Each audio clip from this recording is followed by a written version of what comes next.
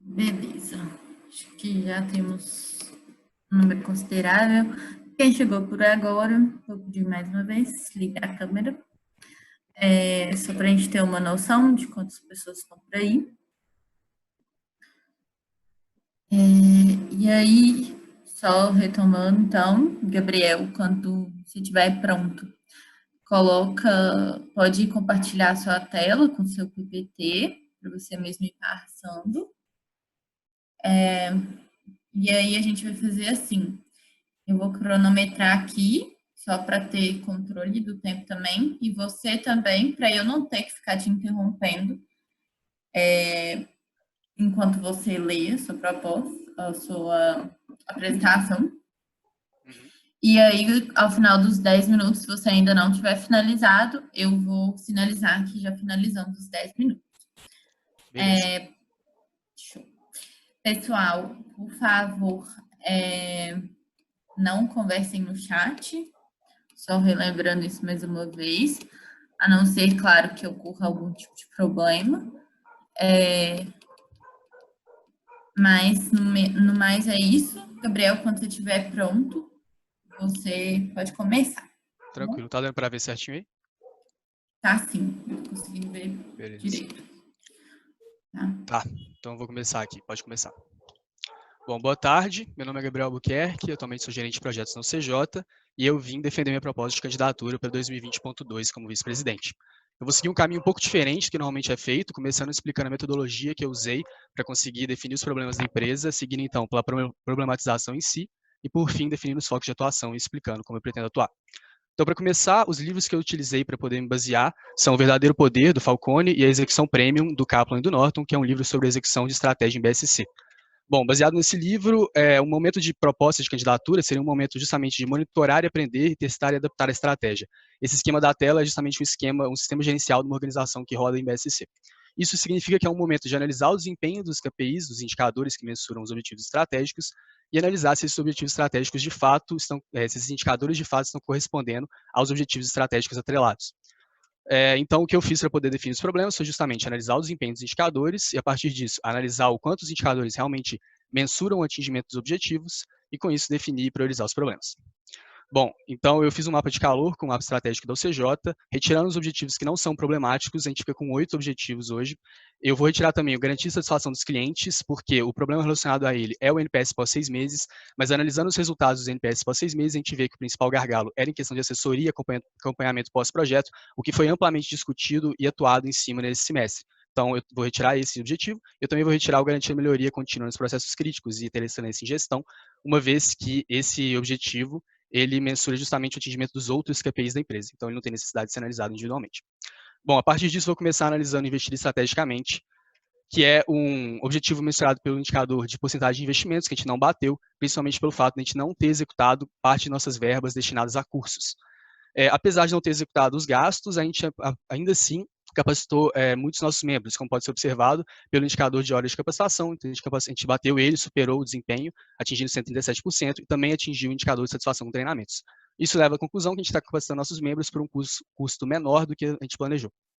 Analisando, então, a histórico da pesquisa de clima da UCJ, isso é o resultado histórico no triênio do clima da UCJ, e mais ou menos segue essa tendência todo semestre. A gente pode ver que ele cai muito nos 3 primeiros meses, depois estabiliza.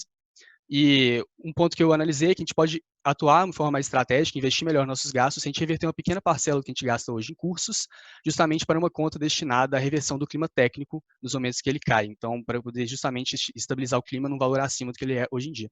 Os objetivos disso é justamente ter um melhor gasto de nossa verba de investimentos e, ao mesmo tempo, ter consultores mais satisfeitos e conformes, o que acaba impactando em retenção de membros, que a gente vai ver mais para frente. Outro problema do ADMFIN hoje relacionado a investir estrategicamente é o fato da gente utilizar muitas planilhas financeiras, que são muito suscetíveis a erros manuais. Então, a gente não usa o software hoje, a gente depende dessas planilhas, que dificulta a controladoria dos nossos gastos. Então, o que eu sugiro é que a gente use o software Conta Azul, integrado com Asas, justamente para realizar essa gestão financeira. O objetivo disso é justamente ter uma melhor controladoria de gastos pela célula. Vou tomar um gole d'água. Bom, passando então para o objetivo de ser sustentável, aqui é um objetivo mensurado por dois indicadores que mensuram duas sustentabilidades diferentes. Primeiro, a sustentabilidade jurídica, mensurada pelos documentos jurídicos, e, segundamente, a sustentabilidade financeira. A sustentabilidade jurídica, ela hoje está muito mal no CJ, porque a gente está regularizando documentos jurídicos muito antigos ainda, de 2019.2. Isso decorrente do desligamento da diretora da Emifin do ano passado, que gerou uma bola de neve em relação aos documentos jurídicos, e a gente acabou estando na situação de hoje, com as contas do Banco do Brasil bloqueadas e os documentos não regularizados. Contudo, a gente está atuando muito fortemente em cima disso, dependendo muito mais agora de burocracias externas do que de atuação nossa especificamente, e de acordo com as pessoas que eu conversei, também parece que a EJUD, que é a nossa assistência jurídica atual, nos ajuda muito com isso e parece que o problema não vai se repetir justamente por termos essa assistência mais próxima. Então, eu não vou propor nada relacionado a documentos jurídicos. Agora, paralelamente, a gente tem a nossa sustentabilidade financeira, que não atingiu também o resultado, contudo, isso não significa que a empresa não é sustentável, que já indica um problema por si só, uma vez que o nosso indicador não é calculado da forma correta. A gente tem um problema nesse indicador muito grande pelo fato dele calcular a nossa sustentabilidade baseada na nossa disponibilidade atual sobre os gastos executados no mesmo semestre do ano anterior. Isso acaba gerando um valor equivocado que nos dá uma falsa informação e pode levar à tomada de decisão errada. Então, a gente sempre tem que analisar esse indicador mais a fundo. Pensando nisso, a gente tem que trocar a forma como ele é calculado.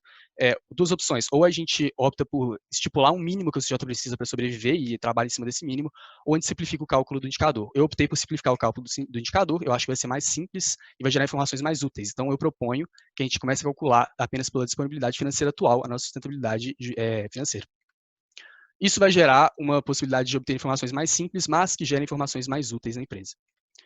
Bom, passando agora para o que eu considero o maior problema da OCJ atual, que é ter um posicionamento efetivo de marca e atrair os melhores clientes. Isso porque, a partir da pandemia, a gente teve um decaimento de 65% na nossa chegada e hoje estamos com desempenho de 60% no indicador, que mensura a chegada.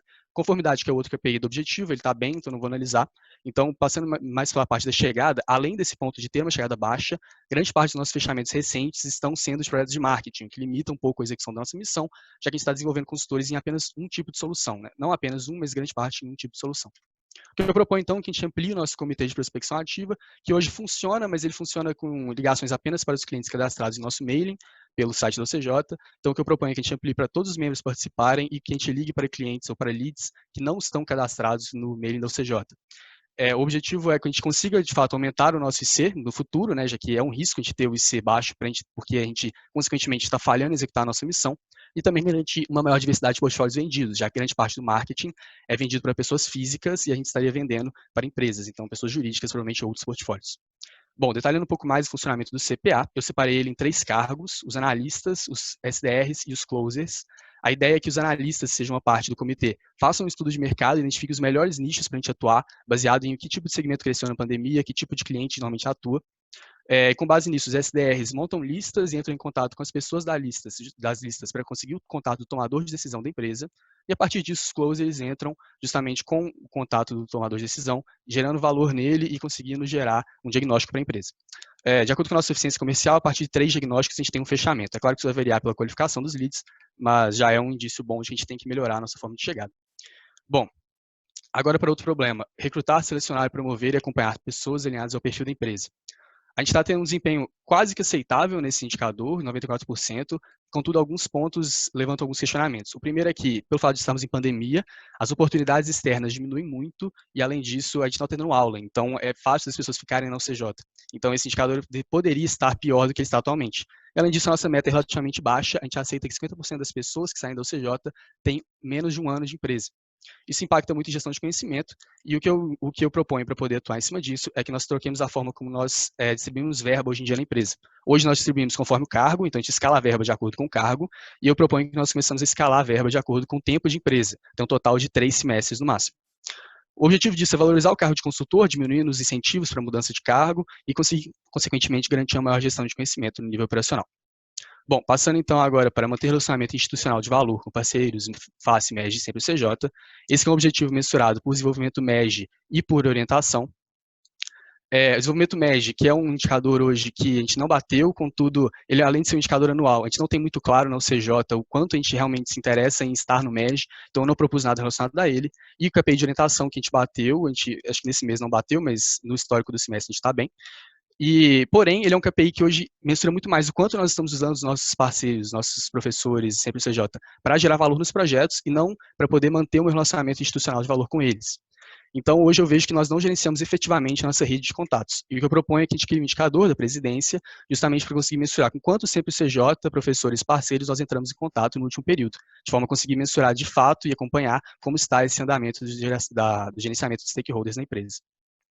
Bom, por fim, o problema bom, entre aspas, seria de transformar a realidade dos clientes por meio da aplicabilidade dos projetos realizados, que é um problema, teoricamente, eu coloquei como se tivesse batido o indicador, mas na verdade a gente não tem meta para ele, só que como a gente tem tendo um resultado histórico, eu considero como se tivesse batendo a meta. Então, a gente está hoje com 56% de projetos transformadores, com uma coleta alta, tendo tido, acredito que 9 ou 10 coletas nesse semestre. E o problema é, a gente tem que ser sempre mais ambicioso quanto a esse indicador, a gente nunca pode parar de tentar melhorar o resultado dele, justamente porque é o que baliza a nossa visão. Então, o que eu proponho, na verdade, antes de falar o que eu proponho, o problema principal aqui, para a gente não conseguir resultados maiores, é justamente porque hoje a criação dos indicadores de metrificação não são otimizados para coleta pelo GSC. Eles são feitos e depois o gerente, normalmente, né, pega o indicador, mexe ou entra em contato com a empresa e ele mesmo faz a coleta. E aí, quando vai ter uma coleta pelo GSC, essa coleta é um pouco dificultada e precisa do auxílio do gerente de projetos, em alguns casos. Então, o que eu proponho é para a gente nunca ter que depender do gerente de projetos, já que ele pode sair da empresa, ou a coleta pode ser de um pouco mais de longo prazo, eu proponho que o GSC audite nos acompanhamentos com GP, que estão previstos na minuta do cargo, mínimos essenciais na elaboração dos indicadores, que são esses, além dos que já estão colocados na planilha de controle e mensuração, conhecimento total do indicador pelo cliente, caminho de coleta claro pelo GSC que vai coletar, e base histórica coletada, caso o indicador for ser comparado com algum resultado anterior. O objetivo disso é garantir que todos os projetos tenham indicadores coletados e garantir, de fato, a processualização da metrificação no CJ. É isso, desculpa ter falado muito rápido, mas é porque tinha muita coisa para falar e pouco tempo. Mas muito obrigado, estou aberto a perguntas. Quer que pare de compartilhar aqui, Maia? Por favor, Gabriel. Tempo finalizado. Gabriel usou os 10 minutos. Vou começar agora com as perguntas da sabatina, feitas pelo conselho e pela diretoria.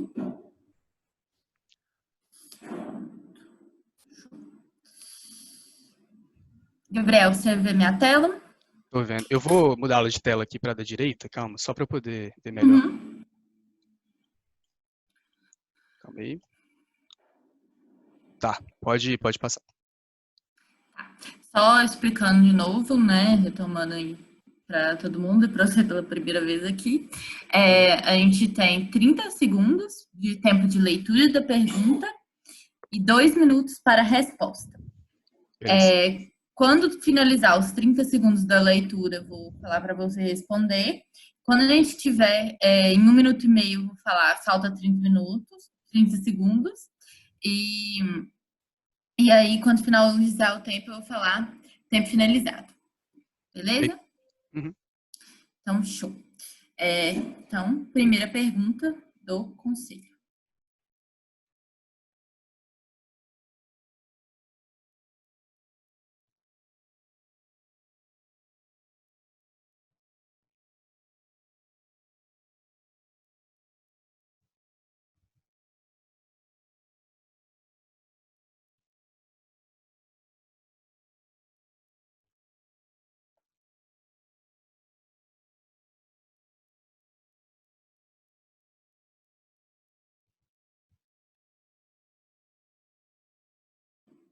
Responda. Tá, começando com a A, né, como um período de retração de demanda se apresenta como oportunidade. Bom, em qualquer crise surgem novas oportunidades e com isso a gente pode atuar de outra forma. Hoje a gente está vendo muita chegada de pessoas físicas querendo projetos de marketing, empresas querendo reposicionamento de mercado ou estruturação de vendas, justamente por queda de demanda ou por necessidade de operar em outras áreas. Então acho que isso se apresenta como oportunidade, que a gente atua pouco nisso, aproveita pouco, a gente é muito reativo com essas questões de inteligência de mercado, justamente porque a gente não pratica muito essa análise constante.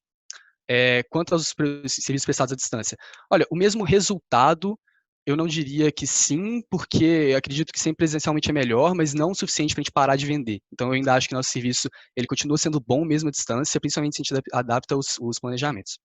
E quanto aos pontos mais prejudicados do ponto de vista do cliente, olha, pelo que eu vi nos NPS, o principal problema foi sobre a execução do projeto, porque os clientes não gostam de projetos à distância, não por causa dos resultados. Então, pelo que eu vi com todos, não foi por resultado e quase nunca por relacionamento com o cliente, mas porque eles não gostam de projetos sendo executados à distância. Então, é um desafio para os gerentes de conseguir gerar valor na execução à distância e mostrar que está tudo correndo bem. É isso. Beleza. Então, vamos para a segunda pergunta do conselho.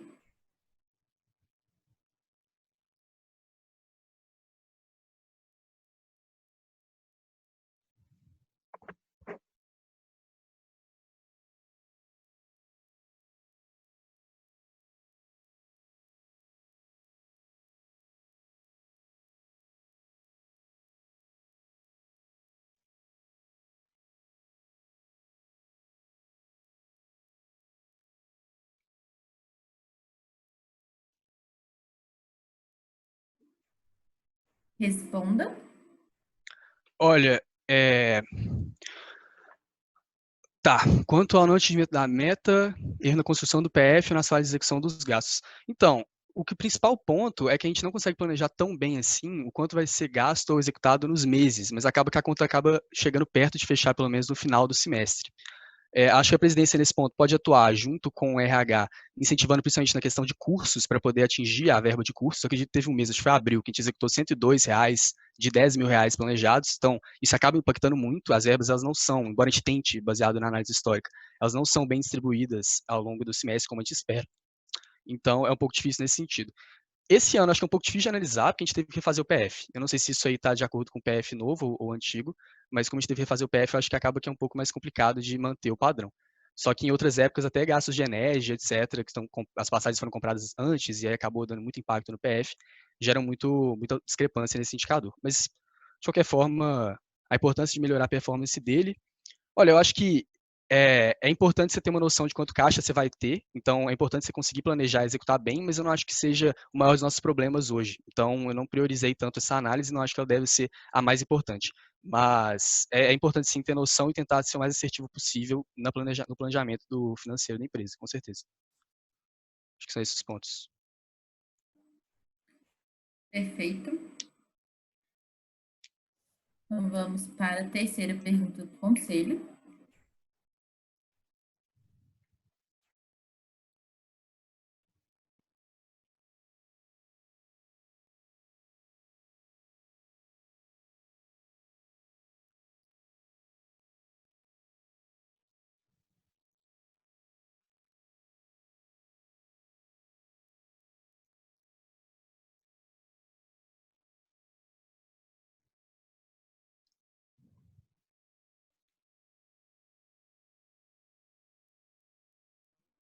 Responda. Bom, eu diria que hoje a UCJ funciona em dois tipos de cultura. Acho que internamente acaba sendo muito na cultura clã, das pessoas realmente tendo um sentimento de família dentro dos projetos, não de família, mas um pouco mais afetuoso. Só que pensando principalmente na diretoria, até nesses momentos de sabatina, a gente atua muito com uma cultura orientada ao mercado, analisando estratégia, analisando indicadores e tentando propor situações realmente voltadas para isso. Qual tipo devemos perseguir a fim de construir a CJ que queremos, como seu perfil de liderança pode colaborar para a construção dessa cultura. Então, eu acho que o certo é justamente ter a cultura orientada ao mercado. Hoje eu não vejo, pelo menos como gerente, eu não via tanto uma busca por indicadores na minha posição de gerente, eu falando por mim, mas eu sinto que isso era muito porque eu não tinha tanto conhecimento do planejamento estratégico. Então, eu acredito que a minha liderança, ela deve inspirar as outras lideranças da empresa a serem mais orientadas por resultado e por indicadores. E assim, tendo noção de como elas estão impactando e não só por como os consultores reconhecem a pessoa, como eles falam bem, entre aspas, do gerente em questão. Então, acho que, pensando em gerente de projetos, isso, claro que eu tenho mais contato, eu acredito que o objetivo da OCJ seja ser cada vez mais uma empresa orientada por processos e, portanto, orientada por indicadores e com uma cultura orientada ao mercado.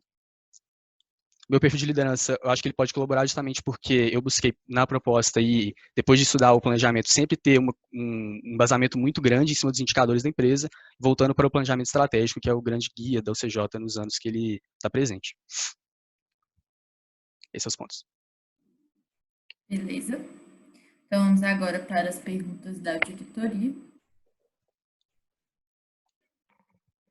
Primeira pergunta da diretoria.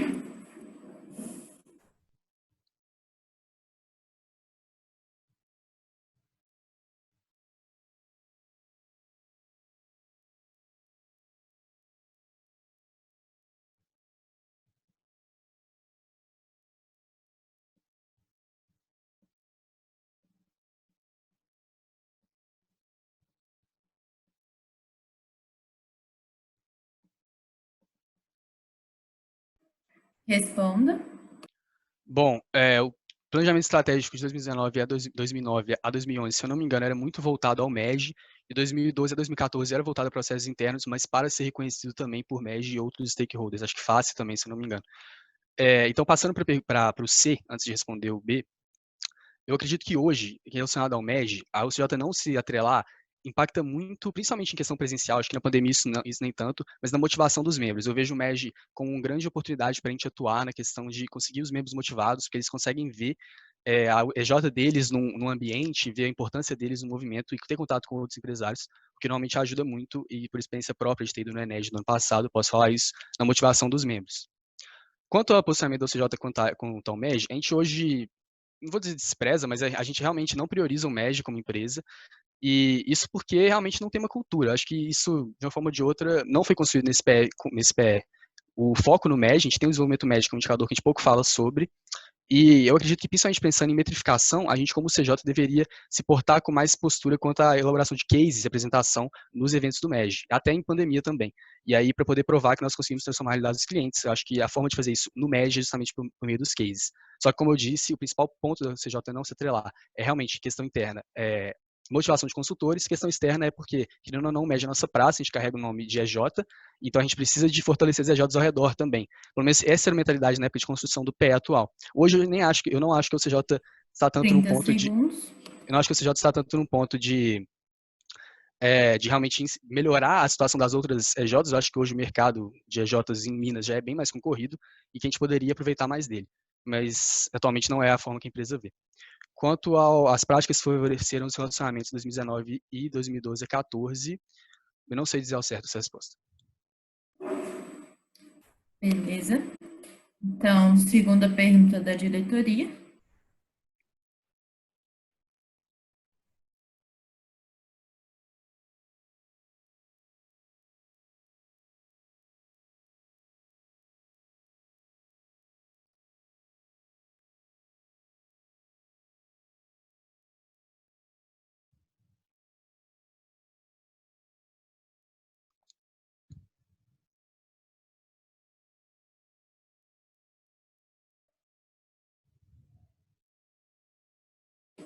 Responda.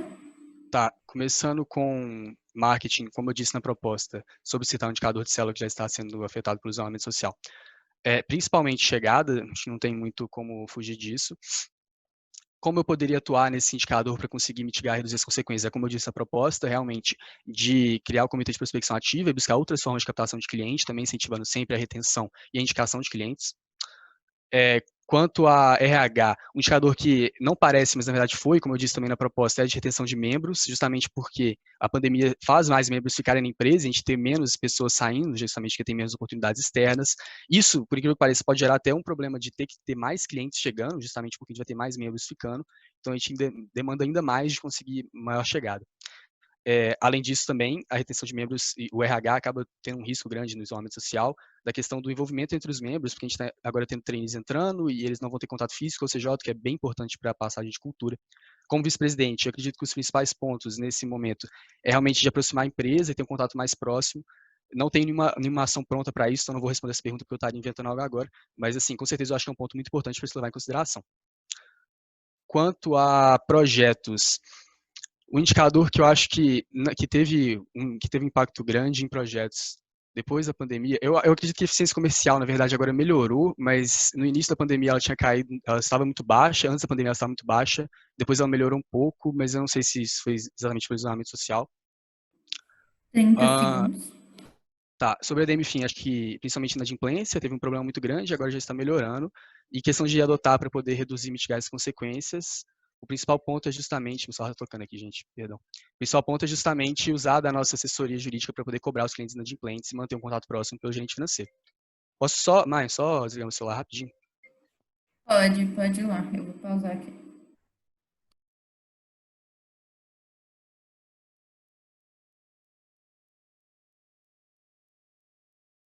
Perdão.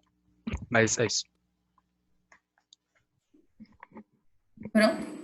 Uhum. Acabou o tempo, não acabou Você não? já finalizou? Faltava 5 segundos só. Então tá bom.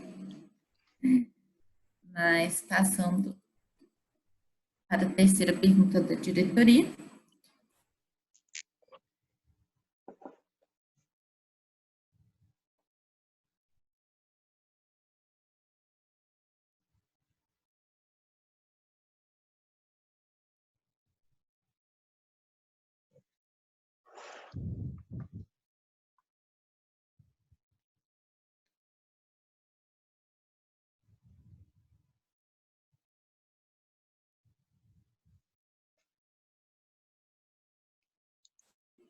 Responda. Tá. Quanto aos desdobramentos objetivos para os diferentes cargos da OCJ, eu acredito que essa seja uma das principais falhas da elaboração do nosso PE, que ele não foi muito bem desdobrado, principalmente para a gerência, o que acaba gerando um distanciamento natural com os consultores, já que a gerência é a principal responsável por desdobrar isso para os consultores. Quanto ao plano estratégico, eu acredito que ele, de certa forma, é um plano tático, mas ele tem um pouco de estratégia. Só que o grande problema é, pensando em estratégia, a gente teria que estar numa área de diferenciação por alguma razão, né? Que é o CJ hoje tenta se diferenciar por ser reconhecido pela transformação dos negócios dos nossos clientes. Só que hoje a gente vê a metrificação muito como um objetivo, não um caminho. Então a gente deveria, na minha visão, usar a metrificação mais para chegar em algum lugar, que a gente hoje fala que é ser reconhecido pela transformação da unidade dos clientes, mas a gente não tem tão bem definido, embora a gente fale que seja pelos projetos transformadores, o como seria essa transformação e quando a gente teria atingido isso. Então, hoje eu diria que é um plano estratégico, sim, mas ele tem bem bastantes partes mais táticas e poderia ser mais estratégico. Quanto à execução da estratégia, eu vejo que principalmente falta uma participação maior do gerente, dos consultores na execução da estratégia, porque, embora eles não sejam necessariamente necessário que eles saibam tudo da estratégia, eles vão ser os próximos líderes, então eu acredito que eles devam saber, pelo menos o mínimo do impacto que eles têm na estratégia da empresa. Principalmente quanto à metrificação, a gente vê que os consultores realmente não priorizam a metrificação, sendo que é uma das partes mais principais da nossa estratégia. E como a gente poderia garantir que a estratégia seja mais dobrada para os membros? Isso é algo até que eu pensei em analisar na proposta, mas que eu preferi não deixar, preferi optar por esperar a análise, o diagnóstico operacional para conseguir tirar uma conclusão dessa. Mas eu vejo hoje que a gente tem que envolver mais os gerentes na estratégia da empresa, já que eles são quem transmitem a estratégia para os consultores no geral, principalmente gerentes de projetos, que fazem um pouco a ponte da diretoria com os consultores. Então, eu acredito que eles, sendo muito alinhados com a estratégia, geram uma empresa muito alinhada com a estratégia. É isso.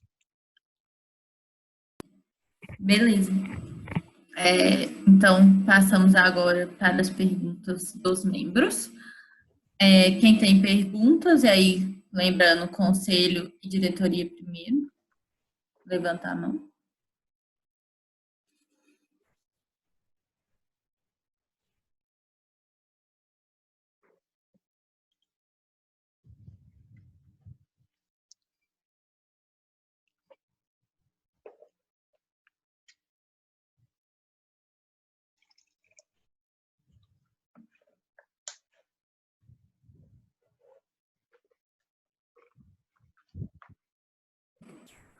Todo mundo da diretoria já levantou a mão? Sim. Então, perfeito. Gerência?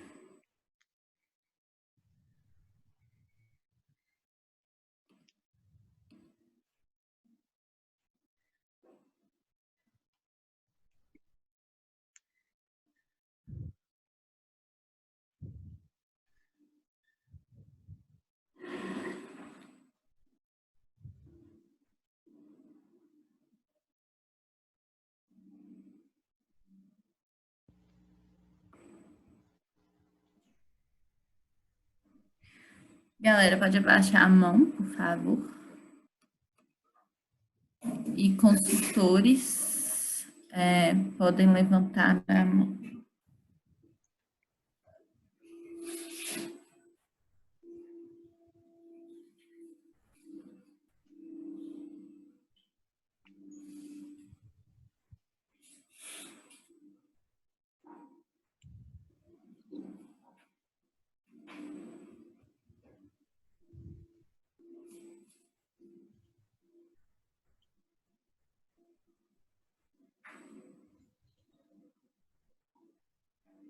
Perfeito. Podem abaixar a mão.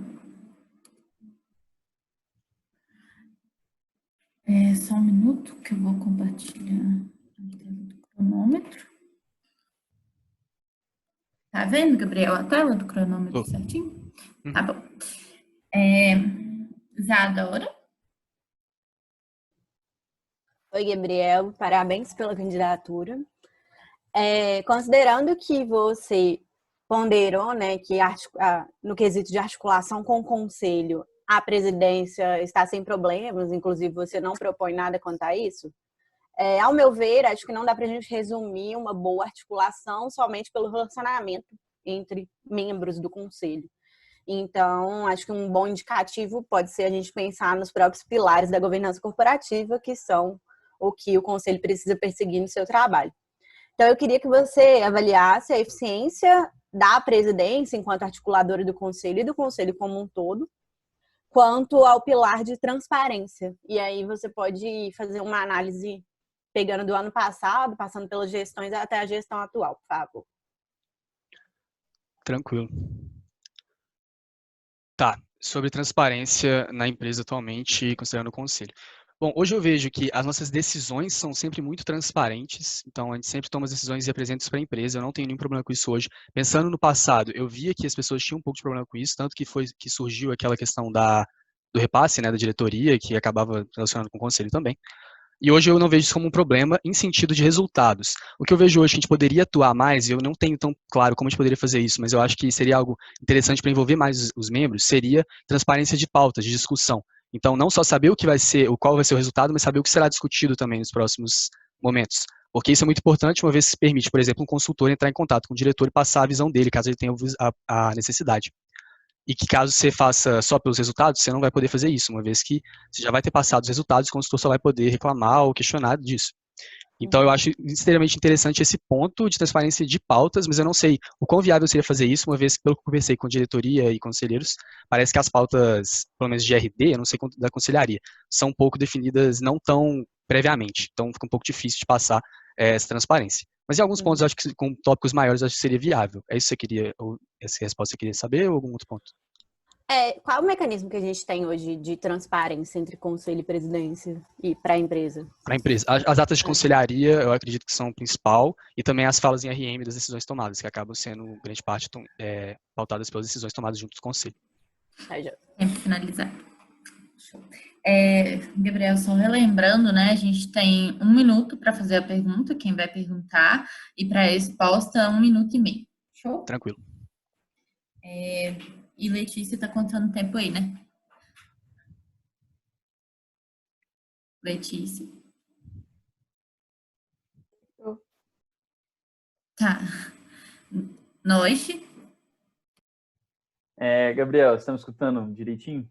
Pode falar. Beleza. Em 2018, a gente estava com um cenário de baixa chegada de clientes também, a gente rodou um comitê de prospecção ativa. Eu queria que você me falasse como que isso aconteceu e por que isso acabou não dando certo na época. Por que teoricamente daria agora? Tá.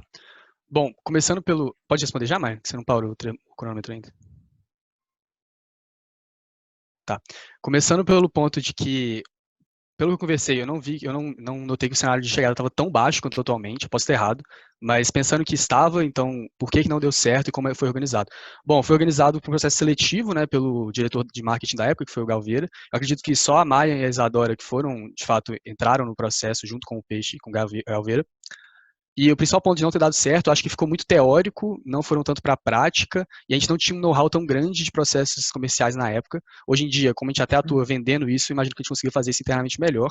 Outro ponto é, a gente está num cenário que a gente está vendendo pouco, a gente está com uma retenção possível muito, muito alta de membros, então a gente precisa realmente de aumentar as formas de captação. Eu não acho que prospecção ativa é algo sem erros e que vai dar muito certo, com certeza, mas eu digo que pelo menos eu já errei muito na Lemon e eu consigo falar hoje que eu tenho capacidade de gerenciar um comitê desse, se for necessário, embora não necessariamente tenha que ser o gerente do comitê desse. Pensando nisso, eu estruturei o comitê daquela forma que eu acho que é a forma que vai gerar mais resultado.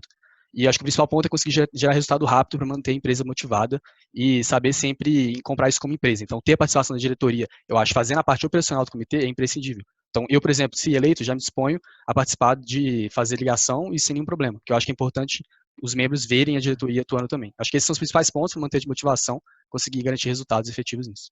Então, você acha que consultoria em gestão pode fazer prospecção ativa? Não tem problema não. Eu acho que consultoria em gestão não deveria, mas eu acho que é melhor a gente fazer executar projetos que ficar sem executar. Tempo finalizado. Otávio. Boa, Gabriel. Tá me escutando certinho? Pode falar. Tá, eu vou aproveitar que você trouxe no início da sua proposta o embasamento por meio do Kaplan, do Norton e também do Falcone por meio do Verdadeiro Poder. E no livro do Kaplan e do Norton, que traz sobre estratégia em ação do Balanced Scorecard, eles meio que passam um passo a passo de como desdobrar a estratégia, que foi muito a terceira pergunta da diretoria. Eu queria saber se você sabe qual que é esse passo a passo. Não sei. Tá. Só para falar, só de curiosidade, vou trazer para você, a implementação gerencial de cima para baixo, depois implementação em nível individual, plano de lucros, estabelecimento de metas e alinhamento de metas pessoais. Eu vou entrar no verdadeiro poder. Pelo verdadeiro poder, para o Falcone, o que é desdobrar metas? Bom, desdobramento estratégico, no caso. Então, desdobramento estratégico para o Falcone, pelo que eu me recordo, seria ter metas para todas as áreas da empresa, então todo mundo a ser orientado por metas. Pensando nisso, no BSC, hoje, Tidão, não sei se você quer saber isso ou se vai perguntar mais alguma coisa, mas como CJ, eu imagino que nós não somos integralmente motivados por metas, principalmente quanto mais, entre aspas, baixo, né, pensando na nossa hierarquia, principalmente dos consultores, eu acredito que a gente não atua com foco em metas. Legal. Essa que você queria saber? Basicamente desdobramento de estratégia, desdobramento de metas. E aí, lá no livro do Kaplan do Norte também eles trazem sobre níveis de conscientização da empresa frente à estratégia, né? Eles trazem uma pessoa que conhece o Balanced Scorecard, então a pessoa vai falar, já ouvi na nova estratégia, mas isso não me influenciou. Uma pessoa que é cliente, que começa a agir de outra maneira por causa do BSC. Uma pessoa que prefere o BSC, então uma pessoa que vê as atividades dela tomando forma por causa do BSC, e uma pessoa que é fiel do BSC, que basicamente promove o BSC a todo momento. Hoje a empresa, você diria que está aonde?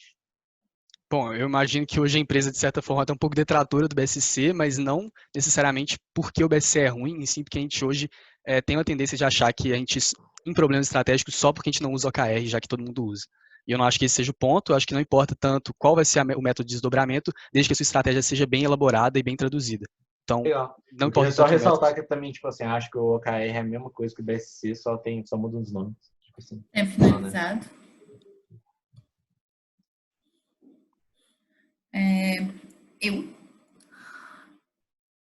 Gabriel, parabéns pela sua candidatura. E eu queria voltar no ponto que o Norte estava tocando sobre o comitê de prospecção ativa e sobre essa ser a principal medida que você trouxe para a gente garantir um IC alto. E aí a gente já vê que esse comitê vem sendo rodado, né, esse semestre, e eu queria que você falasse, né, se a gente já tem algum tipo de resultado desse comitê, se a gente tem algumas lições aprendidas, erros, as perspectivas para esse comitê, e se de fato o que a gente vem errando aí nele, sabe? Você já sabe disso. Tá. Quanto ao comitê atual de prospecção ativa? Isso, de hoje. Uhum. Ok, o comitê atual, ele funciona em função de entrar em contato com pessoas que já se cadastraram no nosso mailing de UCJ. O principal problema disso é que essas pessoas podem ter cadastrado há muito tempo e a gente pode estar entrando em contato de novo com pessoas físicas e aí a gente não resolveria o problema da diversificação dos nossos portfólios. Hoje, pelo que eu sei, eu não analisei a fundo o comitê de prospecção ativa atual, mas o que eu sei dele a gente está entrando em contato grande parte por e-mails e a gente ainda não tem resultados palpáveis nele, mas grande parte, eu acredito, a gente tem uma base de clientes relativamente, ela não é tão baixa, mas comparando com valores de mercado ela é baixa, eu acredito que são 2.000 clientes, e a gente entra em contato com muitos clientes que colocaram um mailing lá e não são necessariamente conformes. O que eu acho que é melhor fazer um comitê entrando em contato com outros nichos de empresa é justamente aproveitar do nosso know-how em indústrias que a gente já tem o Alumon, já tem o Infinito, projetos que a gente já sabe atuar, já sabe um pouco dos problemas normais nesses segmentos, e aproveitar de setores que talvez cresceram na pandemia, para justamente conseguir clientes de outros tipos. Beleza. Supondo, então, que a alternativa que você deu desse comitê não seja bem sucedida, o que você acha que a gente pode fazer?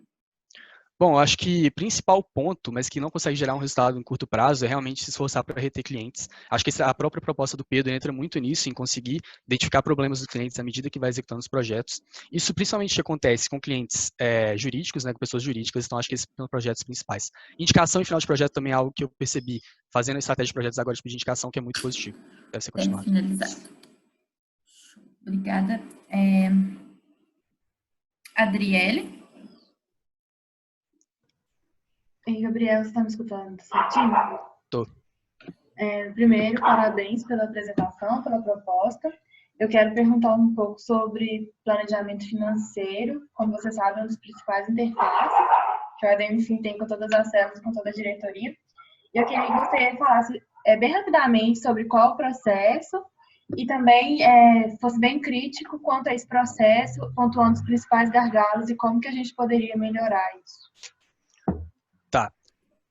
Quanto ao processo, eu não vou saber falar exatamente, mas assim, a gente olha primeiro com as diretorias qual tipo de gasto que elas gostariam de executar, e a partir disso vai validando com o conselho e vai cortando os gastos que sejam excessivos ou que não façam sentido, de acordo com o nosso planejamento de receita. O principal ponto que eu acho no planejamento financeiro atual é que ele demora a ser aprovado, pelo menos demorou esse semestre, isso impactou, e a gente não ter tanta clareza em quanto a gente poderia executar de gasto em janeiro, a gente acabou que executou muito pouco em cursos, o que acaba afetando de novo a porcentagem de investimentos. Outro ponto que eu acho muito, de certa forma, errado no planejamento financeiro é como a gente diferencia investimentos de despesas. Hoje a gente diferencia investimento do que é relacionado com iniciativas estratégicas e despesas do que são gastos de célula ou gastos da empresa. Só que é um pouco equivocado, eu não sei, eu não acho que tem um caminho certo para se fazer isso, mas de certa forma, a gente classifica Solids como investimento e a RD Station como despesa, sendo que ambos são usados em iniciativas estratégicas pelas respectivas células e ambos são softwares que a gente usa. Então, eu não sei se a diferenciação é da melhor forma possível, que pode acabar impactando até no indicador de porcentagem de investimentos. Mas eu também não acho que tem um caminho claro para isso. A gente hoje tenta fazer da melhor forma, realmente adaptando e conseguindo se aproximar de um tipo de definição que faça sentido. Mas, enfim, quanto ao planejamento financeiro, hoje eu acho que ele tem que ser mais ágil. Como fazer isso? Não sei, porque eu não tenho conhecimento a fundo de como o processo é. Eu não aprofundei nisso, principalmente porque os problemas que a gente tem na empresa hoje, que eu analisei, não são diretamente relacionados ao planejamento financeiro especificamente. Só a parte de porcentagem de investimentos, que eu propus a solução de outra forma. Tá bom, obrigada.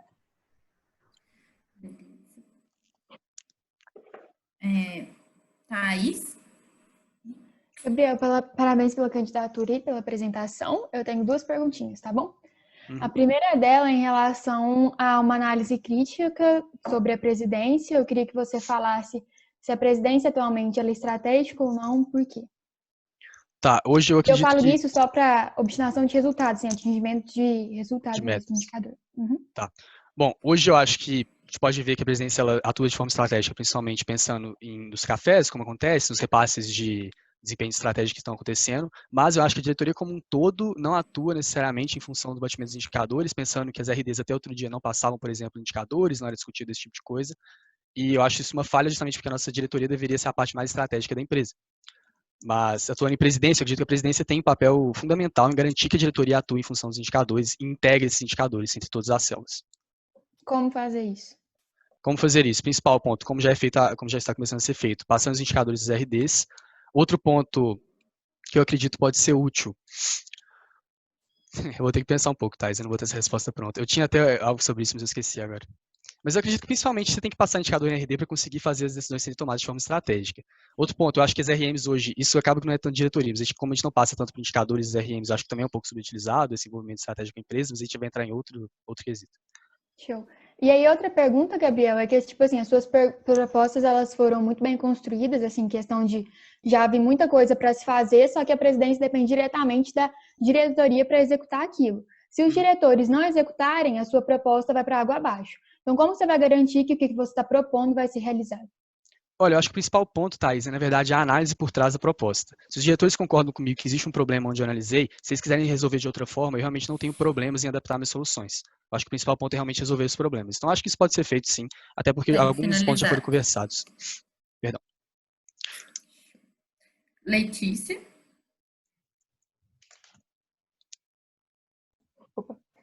Gabriel, parabéns pela candidatura. São 2 perguntas em uma. Então, primeiro eu queria saber se você sabe como que é feita a meta de retenção de membros. Eu acredito que ela seja histórica devido ao fato de que a gente usa 50%, eu acho que eu acredito que esse semestre é 45%, né? Mas a gente usa 50% desde o primeiro triênio. Mas eu não tenho certeza. Não. A gente usa a base histórica só de comparação, para não ser muito discrepante, mas ela é baseada totalmente nas pessoas, que a gente mapeia por acompanhamentos que pode ou não sair pelo plano de carreira das pessoas. E aí a segunda pergunta é, qual que é o referencial de comparação para você falar que a meta desse semestre seja relativamente baixa? Boa, eu acho essa pergunta importante. Olha, eu penso, o principal referencial de comparação que eu usei foi a retenção da FEA Júnior, que é da USP, que eu não sei o valor ao certo, mas eu sei que é bem maior do que a nossa. Eu não sei ao certo porque a época que eu fiz esse benchmark foi quando eu estava em São Paulo, no início do ano. Eu tentei entrar em contato com eles de novo, mas eles ainda não responderam. Só que assim, eu realmente acho que essa é uma proposta que eu acho que faz muito sentido, mas eu tenho que comprovar com os EJs. Eu não consigo comprovar para essa Sabatina porque não me responderam ainda, mas eu acredito que a presidência já está fazendo esse benchmark, a gente vai conseguir ter um indicativo melhor de se é realmente baixo. Pensando nisso, eu acho ainda que a gente tem que sempre se propor a conseguir reter nossos membros, que a gente como empresa tem o objetivo de conseguir ser um lugar agradável para os membros quererem se desenvolver. E se eles querem sair com menos de um ano de empresa, eu acredito que é pouco tempo demais para eles se sentirem completamente desenvolvidos. Então, algum problema talvez a gente esteja tendo aí. E como muitos consultores, assim, pensando em número absoluto mesmo, 50% da saída serem de pessoas com menos de um ano de empresa, eu acho que a gente pode afirmar, assim, que ela é relativamente baixa. Mas realmente você tem um ponto em falar que não tem comparação, mas acho que principalmente com o benchmark com outros EJs isso é um pouco visível. Beleza, obrigada. Camila e Hubert, vocês não levantaram a mão não, né? Eu levantei. Ah, levantou? Então vai. Eu não Tudo vi. bem. Pode perguntar. Parabéns. Parabéns, Gabriel. Inicialmente eu iria perguntar um pouquinho sobre o CPA e questão de motivação, mas vamos para outro ponto. Falando assim, questão de corona e, tipo, a gente vai ter no próximo semestre membros que não conhecem coisas muito tênues da nossa cultura, tipo assim, cantar o hino e esse tipo de coisa. Então, eu vejo muita presidência tendo responsabilidade, junto com a RH, de construir uma cultura, e eu gostaria de saber, assim, se você pensou sobre isso, o que você tem a dizer, e depois mais uma pergunta, se a gente tiver tempo. Show. Bom, sobre como construir uma cultura, eu acho que é justamente esse ponto, construir uma cultura. Eu acho que a gente não pode se apegar tanto à forma que a gente fazia as coisas, então ter happy hour depois de RM e esse tipo de coisa, como era antigamente, porque é outra realidade. Então a gente tem que pensar na realidade atual, como ter uma cultura forte. Desafio de todas as empresas em coronavírus, assim, do mundo, como fazer isso? Acho que os principais pontos, realmente, proximidade individual com as pessoas e trabalho em squad. Então, iniciativas em squad é algo que está acontecendo com mais frequência na empresa. Eu ia até propor na minha proposta, mas eu não propus, que já está acontecendo, não tem necessidade, eu pretendo manter. Envolvimento de diretores com consultores, com gerentes, que normalmente não têm contato entre si, e normalmente no CD teriam, por simplesmente estarem no local físico, agora tem que ser um pouco forçados. Então, por exemplo, acho que a iniciativa da RH de fazer os squads de desafio foi muito assertiva, foi muito acertada, gerou um contato maior entre pessoas que normalmente não teriam esse contato. Respondi a sua pergunta ou tinha algum outro ponto? Tá ótimo. Eu queria também saber uma avaliação crítica da atuação da presidência nesse semestre com a diretoria de projetos. Se ela foi distante, se ela foi próxima, no que ela ajudou, no que ela poderia ter ajudado e esteve ausente. Tá. Olha, e sobre como você faria isso... diferente se fosse você? Bom, eu acredito que, historicamente, a diretoria de projetos e a presidência atuam de forma um pouco separada, por causa de... Acredito que é um pouco de cultura mesmo na empresa. Eu acredito que isso é errado. Eu vejo a presidência tendo que atuar muito próximo da diretoria de projetos justamente por ser o core. Eu acho que é uma das coisas mais importantes. E aí depende muito de abertura dos próprios diretores também. Eu não sei dizer exatamente por que ou se teve ou não uma atuação tão próxima, mas eu avalio que não foi ruim pelo fato de a gente conseguir aprovar o cargo de SC, que envolveu também a atuação da presidência. Tempo finalizado. Obrigada. Hubert, você levantou a mão? Não. Beleza. Então, agora indo para a gerência. Pedro. Gabriel, tá me escutando? Tô, pode falar. Show. Primeiro, parabéns pela proposta e pela apresentação.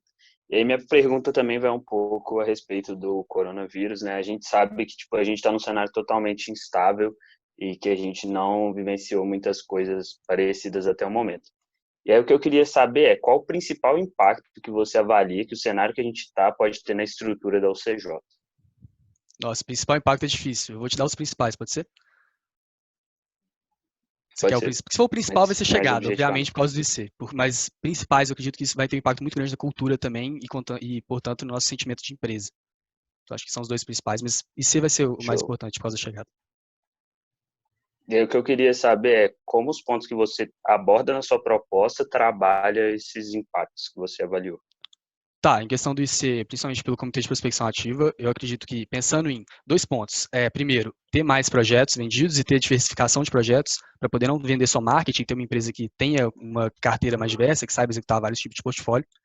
E quanto à cultura, Eu não propus nada especificamente para isso. Você pode analisar, talvez, que a questão de redistribuir as verbas seja algo que incentive mais os consultores, portanto, vá gerar um sentimento mais de pertencimento ao CJ, mas eu acho que seria muita invenção. Realmente não tem nada proposto para isso. Mas em questão do IC, que eu acho que é o mais alarmante hoje, a parte da prospecção seria o principal. Uhum. E aí, pensando na prospecção ativa, né? Até o momento, o comitê que a gente tem não obteve resultados satisfatórios. E aí, o que te leva a levar que a questão da prospecção ativa é um problema operacional da UCJ e não estrutural? Ou seja, que isso é como a gente faz e não como é a nossa empresa. Pensando que, por exemplo, acho que a UCJ é uma das únicas empresas do MED que não faz prospecção ativa e não depende disso para poder sobreviver. E isso porque a gente sempre teve um cenário confortável e não precisou de fazer, mas não quer dizer que não exista essa brecha no mercado. Show. Obrigado. Thaís? Oi. Gabriel, parabéns pela candidatura. Então, eu achei muito legal a ideia de aumentar a verba por tempo de CJ, mas eu queria saber qual que foi a análise feita para isso, os riscos disso, tipo, como que isso funcionaria no segundo semestre, já que a retenção de consultores não vai ser um problema, e que, tipo assim, você para pensar só para consultores que vão ficar no segundo semestre, seria um aumento de mais ou menos R$ 5.800 reais, se dobrar o que eles têm atualmente nesse semestre. Tá, começando pelo cálculo, o que eu sugeri é que a gente primeiro levante o montante que a gente vai ter para cursos e aí sim distribua conforme o tempo de empresa. Então, não é necessariamente o dobro do que a gente tem hoje, sim o dobro do que as pessoas com um semestre de consultores do semestre que vem vão ter. E aí entra nesse ponto. Sobre como eu fiz essa análise. Conversando com os consultores, grande parte do problema relacionado por eles é justamente gestão de conhecimento, que eles falam que hoje no CJ é muito ruim. Analisando o indicador, a gente não bateu e a gente está num cenário de pandemia em que a gente tem uma influência da pandemia na retenção de membros, a gente vai ter uma retenção maior por causa da pandemia que evita que os membros vão para outros lugares porque não tem outras oportunidades para eles irem, ou tem menos. Pensando nisso, eu cheguei à conclusão que a gente poderia valorizar mais o cargo de consultor. Analisando como fazer isso, é difícil você criar um processo de reconhecimento ou algo desse sentido.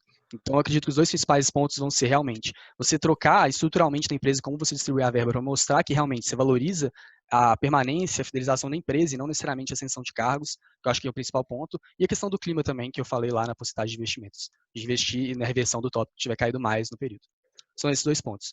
No próximo mês, realmente não vai ter problema de retenção, não imagino que nós vamos ter, mas normalmente vai estar mascarado pela pandemia, e isso é uma mudança estrutural que pretende durar por mais tempo, não só pelo semestre que vem, quando a gente vai estar ainda em pandemia. Entendi, obrigada. Bruno Savieto. Tá me escutando, Gabriel? Tô, pode falar. Legal. Parabéns pela candidatura, primeiramente. Depois eu queria até continuar um pouco o que a Laís comentou, na parte que você fala na sua proposta, que, abre aspas, temos que reduzir os incentivos a deixar de ser consultor, de modo a reter os membros no cargo por mais tempo. Legal, eu gosto da ideia, mas eu vou colocar alguns problemas que eu vejo e eu queria que você ponderasse a eles, ok? Uhum. Primeiro, por fazer parte do MEG, a gente sempre tem essa formação de papéis de liderança dentro das EJs, e isso acaba incentivando que os consultores eles não vá para cargos de gerência e diretoria de certa forma. Alguns PS de gerências têm poucos inscritos normalmente. Muitos consultores que tentam algumas diretorias, eles podem ser desencorajados e a gente aumenta a chance de deixar algum cargo estratégico ocioso. E nossa missão, de modo geral, é desenvolver os membros, dando o máximo de vivência empresarial de forma distinta. Esses são alguns pontos que eu vi que essa sua proposta ela pode impactar e eu queria que você se posicionasse em relação a isso. Tá, você vai precisar de me lembrar os pontos que eu vou com certeza esquecer de algum. Mas começando pelo último, que era a gente tem que oferecer uma vivência empresarial distinta. Então você diz passar por várias gerências, né? Bom, eu vejo isso de uma forma um pouco diferente, sabe? Eu acho que a gente como empresa de consultoria tem que oferecer vivência empresarial em consultoria. Então em consultoria em diferentes portfólios. Para mim isso é vivência empresarial distinta. E aí o outro ponto de gerência, não necessariamente eu sou contra, né, gerência, claro que não, mas eu acho que os pontos de gerência não são necessariamente a vivência empresarial da consultoria, que é o que a gente se propõe a fazer. São pontos necessários para a empresa e que desenvolvem de outras formas, e o consultor querendo ter esse cargo, não vai deixar de ficar na empresa por causa disso, não vai deixar de tentar. Então, acho que isso é quanto a vivência empresarial distinta. Outro ponto que você disse? Legal, em relação à diretoria, você comentou, por exemplo, a diretoria de RH normalmente é tentada por consultores, e isso poderia prejudicar e desencorajar. Tá, eu não vejo isso prejudicando e desencorajando. Eu acho que isso desencoraja a nossa visão de que quanto maior o cargo da pessoa, melhor ela é na empresa. Isso pra mim é o que acontece. Mas eu não acho que isso vai desencorajar as pessoas de tentarem ir para uma área que elas gostam, só porque elas não vão ter um incentivo tão grande em curso, sabe? Então, eu não acredito que isso seja um problema que a gente vai ter, não. Eu acho que o principal risco mesmo, talvez esse de alguns cargos de gerência ficarem ansiosos, eu acho que poderia ser analisado como um risco sim, mas à medida que a gente tem mais consultores, a gente também, teoricamente, tem mais candidatos para os cargos, sabe? Então, à medida que vai passando o semestre, teoricamente, mais pessoas poderiam entrar nesses cargos. Legal, obrigado.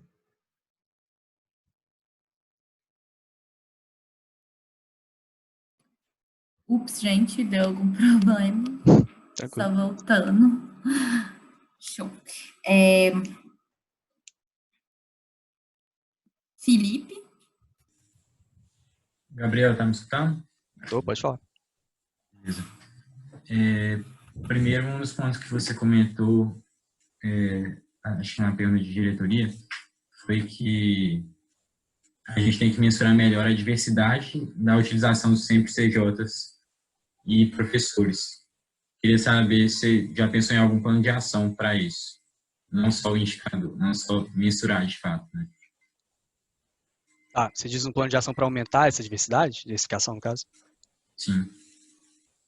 Tá, olha, inicialmente eu tinha até pensado em algumas coisas, mas eu cheguei à conclusão que não tem como eu propor um plano de ação em cima de algo que eu ainda não gerencio. E justamente eu trago uma frase do Scala lá no livro, que é até retirado do livro do Verdadeiro Poder, que a gente não gerencia o que a gente não mensura, né? Então, a gente não gerenciando o relacionamento com stakeholders da forma apropriada, eu não tenho como propor algo para poder melhorar algo que eu não sei se está ruim hoje em dia. E nos indicadores que nós temos, de orientação principalmente, a gente teve um estado ruim no último mês, mas historicamente, nesse semestre, a gente está tendo um estado bom. Então, não propus nada para melhorar. Ah, beleza. Isso está na minha proposta, aliás, tá? Que você falou que perguntou diretor. Sim. Beleza. E uma coisa que você deixou de se posicionar em relação à sua proposta, eu entendi muito bem também, foi tipo, em relação ao MEG. Mas eu queria saber qual é o seu posicionamento, qual que é a sua visão sobre o MEG também, sobre nossa relação com eles. Tá. Olha, posicionamento do CJ hoje no MEG, igual eu falei em alguma pergunta que teve, eu acredito não que o CJ, sua visão. A minha visão no MEG. Tá, eu não sou a pessoa mais promotora do MEG do mundo, mas ao mesmo tempo eu não acho o MEG ruim, eu acho o movimento incrível. Normalmente quando eu critico o MEG é mais por questões de como ele é tocado e não necessariamente pelo que ele é. Eu acho os momentos de MEG, principalmente as viagens que são feitas, incríveis, e acho que aumenta muito o sentimento de equipe da empresa, defendo muito que isso continue, principalmente porque é um momento da gente se envolver mais como empresa. Mas, ao mesmo tempo, eu acho que o MEG não é tão feito para o CJ, mas eu não deixo de ver a necessidade da gente ter atuação, mesmo que mínima lá, que a gente faz parte do movimento Empresa Júnior. Para finalizar. Yeah. Gabriel Sarmento. A pergunta do Felipe encaixou como uma luva aqui, né, que eu ia fazer. Eu queria falar de MEG, então, repetindo a pergunta que eu fiz para a Ana, primeiro o que você falou, o MEG ele não é feito para o CJ, porque o CJ, inclusive, é uma das referências do MEG, né? Pelo menos aqui na Central, que é o núcleo que está na frente, no Brasil, o MEG, o CJ é uma referência, o núcleo central que é uma referência para Brasil Júnior, digamos assim, para o Brasil, né? Então, eu queria saber, sim ou não, se você acha que tem alguma meta nossa da Brasil Júnior, da DDE, que pode nos guiar no sentido ruim para o CJ. Eu tenho as metas aqui, já vou falar, e você responde tudo de uma vez. As metas são faturamento, número de projetos, membros que executam, ações compartilhadas, participação em eventos, NPS e projetos que impactam ODS. Mais de 2 ODS. O único que eu... Desculpa, posso responder ou você quer continuar? Pode. Desculpa. Acredito que o único que realmente pode ter um efeito negativo no CJ seria de faturamento, mas ainda é algo SV, porque o faturamento, embora eu não seja defensor de ter uma meta de faturamento, eu acredito que ele tem um ponto positivo de você ter uma meta de faturamento, que é você conseguir ter uma orientação mais fácil pela empresa, de como você está. Mas não, eu não acho que o MEG tem nada que seja detrator do CJ, né? Que seja negativo para o CJ. Mas eu também não acho que são indicadores que a gente precisa ter no CJ, ou que façam sentido para ela atualmente. São aquele tipo de indicador que não importa se existe ou não. A gente não tem um indicador, uma meta implícita de faturamento? Tem uma meta implícita de faturamento, se for pegar colocando valor de projetos e número de projetos que você tem que fechar, mas é uma meta focada em conseguir desenvolver nossos membros, né? Eu acho que uma das opções por não ter uma meta de faturamento é não ser orientado por faturamento, e sim por transformação de realidade dos clientes, que é como a gente é hoje. Então, essa meta implícita ajuda a deixar isso um pouco ali, sabe? A gente precisa de faturar, que a gente tem que desenvolver membro, a gente precisa de dinheiro para capacitar e para fazer projeto. Mas a gente não existe para faturar, entendeu? E para manter nossos gastos também. Sim, para fazer projeto, no final das contas. Com certeza. Obrigado, Gabriel. Contemplado. Show. Bernardo.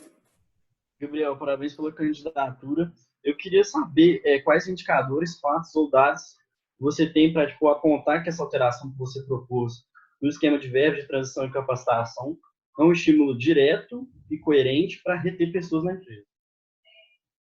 Tá, eu acredito, igual eu falei, de indicadores eu vou usar para basear o plano de ação. Para o resultado do plano de ação, não vou ter nenhum indicador que vai apoiar, porque não foi feito ainda, então não tem como eu olhar qual é o impacto. Mas pensando nisso... Eu só queria, citar alguns indicadores aqui. Ano passado, em 2019.2, 48,8% do que foi orçado de verba de transição para capacitação foi executado. Em 2020.1, considerando o cenário dessa última semana aqui, foi em torno de 60%. Então, as pessoas elas não têm nem gastado a verba atual que elas têm. Você acha que aumentar essa verba vai ser um estímulo para a pessoa continuar na UCJ? Eu não aumentei a verba, na verdade, redistribuir, e pensando na minha proposta, eu também propus reduzir um pouco da verba de custos para investimento nos membros pelo RH, para reverter o clima. Mas pensando na redistribuição, o objetivo não é de você realmente ter os membros mais capacitados à medida que eles vão crescer na empresa. É você mostrar para eles que o que importa dentro da empresa não é eles estarem acima de alguém hierarquicamente, e sim quão fiéis eles são ao pertencimento na empresa. Então, se eles estão lá há muito tempo ou não. Então, é incentivar que eles fiquem mais tempo. Esse é o propósito. Mas na visão do consultor, o que ele vai perceber? Um consultor de agora, por exemplo, com essa alteração, ele ia ver que a verba dele poderia aumentar caso ele continuasse como consultor, né? E você acha que, pensando nisso, ele ficaria na empresa? Não é pensando nisso, ele ficaria na empresa. É reduzir, na verdade, é outro caminho. É reduzir os estímulos para ele sair do cargo. É reduzir a nossa visão de você tem que subir de cargo para ser alguém na UCJ, sabe? E alguém mostrar que, na verdade... É finalizado. Não é o pensamento, mas, enfim, depois a gente conversa. Eu esqueci de algum gerente que levantou a mão? Eu. Show, Bruno. Pode ir. Gabriel, você propõe para resolver o nosso problema futuro de chegada, né, atual também, essa questão do Comitê de Prospecção Ativa? No projeto do Lemon, a gente sabe que a gente teve um problema de conseguir engajar a empresa para que realmente isso fosse colocado em prática. Uhum. O que você imagina que seria diferente agora nesse caso? Tá. Bom, acho que o principal ponto de embasamento que eu tive realmente foi o Projeto Lemon nesse sentido. Principais pontos que eu acho que vão fazer isso funcionar é trabalhar com poucas pessoas mais engajadas. Então, eu falei na minha proposta até 6 pessoas já serviriam para a gente ter um comitê funcionando bem. Então, ter menos gente especializada com funções claras e metas claras e menos muita gente fazendo muita coisa e com dificuldade de gerenciar. Sabe? Eu acho que o principal problema do Lemon é que já estava muito tempo gerenciando as pessoas, isso era muito difícil, e a gente não tinha um engajamento tão grande assim de diretoria e gerência na ligação, que é o que eu falei até com nós, eu acho, de conseguir justamente motivar pela liderança. Então, você estar lá fazendo a parte operacional, justamente mostrando que você compra a ideia que você se propôs. Então, eu acredito que o principal ponto seja esse. Ter engajamento da diretoria em fazer a parte operacional disso, então, não a diretoria inteira, mas pelo menos de alguns diretores, e ter uma separação clara com metas e poucas pessoas no squad.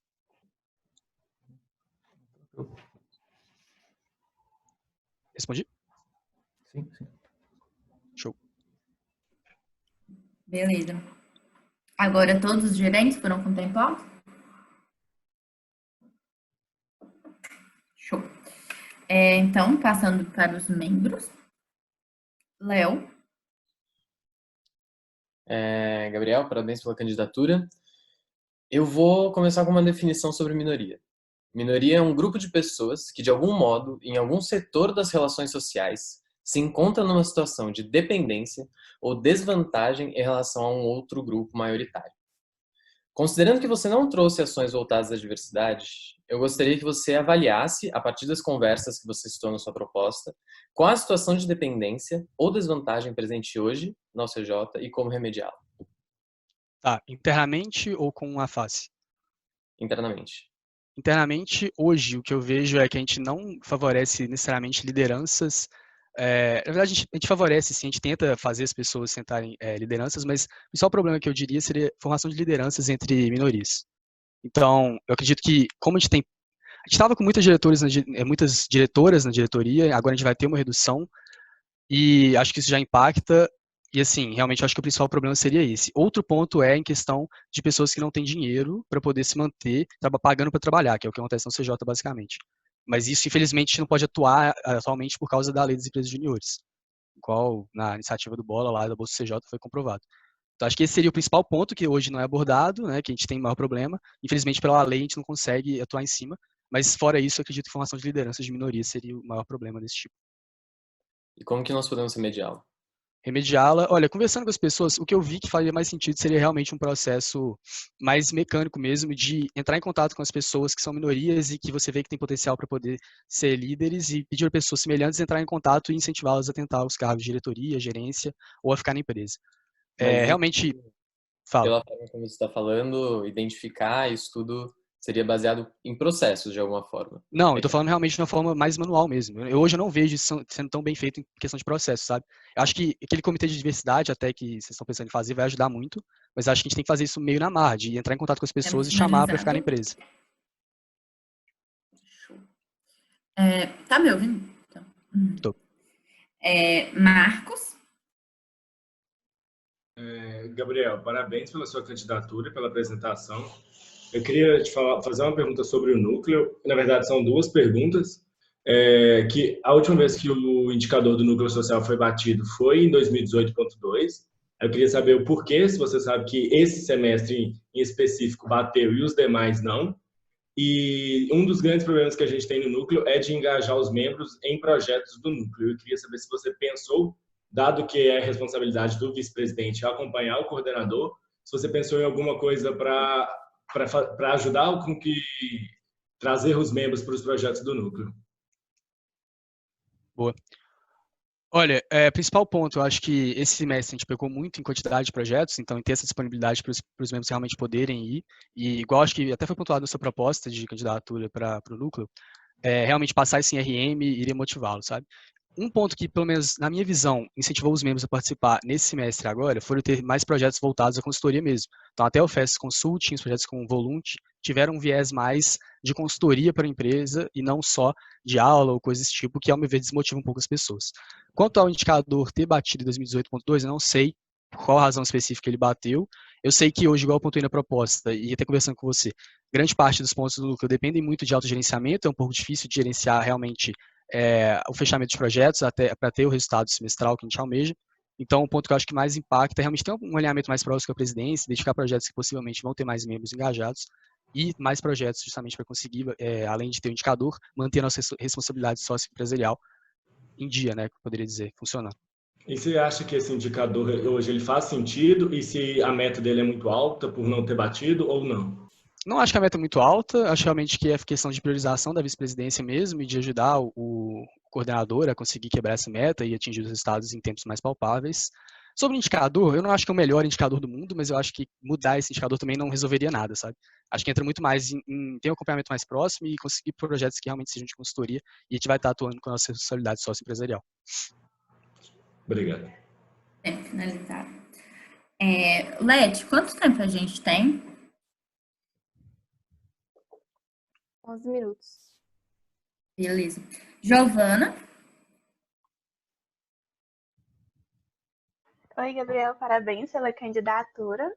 A minha pergunta é em referência, né, à questão que você citou. Peraí, tá dando para me ouvir normal, né? Tá, pode continuar. Ah, beleza. Referência à questão que você citou, né, da questão das verbas e tudo mais, da valorização do cargo de consultor. E aí eu queria saber de você se você chegou a pensar em algo diferente disso, né? Tipo, o que você acredita que motiva os membros a continuarem no cargo? O que os membros ali eles valorizam enquanto consultor para fazer com que eles continuem? E o que além disso você teria em mente para fazer essa valorização, tendo em vista aquilo que você quer atingir? Uhum. Olha, eu acredito que hoje o principal ponto que realmente motiva o consultor não é questão de verba, não é nada disso, é realmente sentir satisfação com o trabalho realizado, tanto que é um dos pontos que normalmente mais cai ao longo do clima dele. Quanto a isso, normalmente é porque o consultor ele já fez projetos do mesmo portfólio ou não está se sentindo tão desafiado mais pela empresa. E isso entra muito na nossa chegada de clientes, que hoje a gente aceita de uma forma a nossa chegada orgânica e acaba que a gente fecha projetos e a gente não consegue escolher, de fato, os melhores projetos. A gente escolhe os melhores projetos dentro do que a gente tem. Como resolver isso? Vai ser prospecção ativa? Não, é difícil, sabe? É um trabalho talvez mais de longo prazo, de ter que talvez escolher o nosso cliente de forma melhor, saber onde se posicionar no mercado. E aí entra muito até na questão do marketing, da gente hoje não fazer uma inteligência de mercado, não ter muito claro onde devemos se posicionar. Mas o que eu vejo que realmente desenvolve consultor é fazer projetos desenvolvedores. Acredito que a metrificação tem um grande impacto nisso, em você analisar quais projetos são mensurados, quais projetos batem indicador, para saber que tipo de projeto a gente transforma a realidade dos clientes, e pela premissa da nossa estratégia, isso eu desenvolveria um consultor, e eu concordo com isso. Só que hoje, pelo menos principalmente no cenário de pandemia, a gente não consegue escolher cliente. Então a gente escolhe clientes que chegam, tem propensão a pagar a mínima, e esses são os clientes que vão executar projeto, porque é melhor executar esse projeto que não executar, com certeza absoluta. Mas a um médio e longo prazo, o pensamento é realmente olhar para o mercado e identificar de fato quais seriam os produtos substitutos, nem concorrentes do nosso serviço, para encontrar os clientes que mais envolvem os membros. Quais são esses clientes? Em questão de como fazer isso, realmente, eu não tenho um plano de ação definido. Mas eu acredito que realmente o que mais motiva o consultor é ter bons projetos para ele fazer. Hoje a gente tenta fazer isso no nosso maior esforço, mas infelizmente a nossa chegada não permite que isso seja 100% cumprido. Consegui responder? Ok, obrigada. Hugo? Contemplado. Beleza. Lucas? Beleza. Gabriel, parabéns pela sua candidatura. Vou até linkar um pouco, então, a minha pergunta com a sua resposta que você deu para a Giovana. Você, pelo que a gente já comentou aqui, não necessariamente o que o membro sente valorizado é a verba, e aí a minha pergunta vai bastante em cima disso. Eu queria saber como você enxerga a verba hoje, o que a verba ela diz para os membros da empresa, se a verba ela é mais alta para os cargos superiores na hierarquia por um motivo de valorização de cargos mais altos, ou se era mais alto por um motivo de necessidade de que esses cargos sejam mais capacitados. Como você enxerga isso, como você enxerga o objetivo da verba e qual é o motivo de hoje ela ser organizada dessa maneira? Tá. Bom, a verba é organizada dessa maneira, teoricamente, por a gente acreditar que cargos mais altos exigem uma capacitação maior para exercer as funções, mas isso é questionável, assim, analisando individualmente com os gerentes, com os diretores. Você vai ver que as verbas normalmente não são executadas, com exceção, acho que, de projetos e negociação, que normalmente são cursos muito voltados ao core e muito feitos que realmente geram muito impacto. No geral, falando por experiência própria, não são cursos que mudam a vida do gerente de projetos, por exemplo. Pelo menos o que eu fiz não foi, e analisando com outras pessoas que já fizeram, nenhum foi. Então, hoje o que eu vejo a verba, na prática, na teoria, ela é isso, ela é para poder capacitar cargos que necessitam de mais capacitação. Na prática, eu vejo como um incentivo para mudar de cargo, necessariamente como uma forma de reconhecer você num cargo maior, sabe? Então, agora eu sou gerente, eu tenho uma verba maior, então talvez eu mereça mais, seja melhor que os outros. E acho que é muito necessário de empresa júnior, que as discrepâncias de cargos são de 6 meses de empresa e tudo mais, a gente minimize essa verticalização. Então, tente trazer formas de valorizar não um membro que é mais alto, que é presidente, e sim um membro que está na empresa, que gera valor, que é engajado. Então, eu acredito que manter o membro seja mais importante do que realmente ter essa verba para poder fazer a transição, sabe? Eu entendo o objetivo da verba, não acho que hoje ela cumpre o papel principal, e acredito que é um risco, sim, às vezes os nossos diretores não vão estar tão capacitados. Só que, sinceramente, o que desenvolve as pessoas é a vivência empresarial, é estar na empresa, não o curso. Então, hoje eu vejo a verba como uma forma de reconhecimento pelo seu cargo, sabe? Um pouco disso. Não só isso, mas um pouco disso. Valeu. Letícia, quanto tempo falta? 8 minutos e 5 segundos. Legal. Eu esqueci de alguém do técnico? Parece que não. Então, vamos para a segunda rodada de sabatina. Primeiro, conselho e diretoria, levantem a mão, por favor.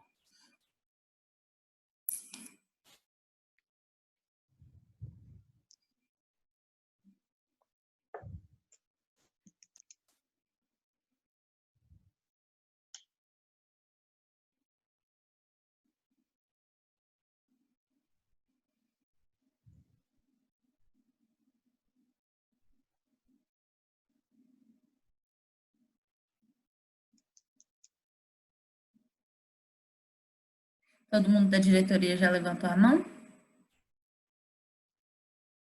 Então, podem abaixar a mão.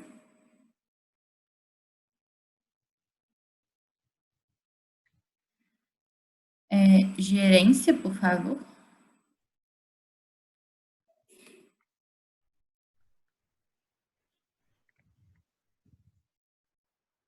Tinha levantado a mão, você que abaixou, mas... Não. Foi eu, foi Aliás, não mal. sei. Levantei. Porque eu vi por favor, abaixado de novo. nós, mas ele abaixou na hora. Censura. Censura, Felipe. Perdão, Felipinho. Mais alguém da gerência? Consultores?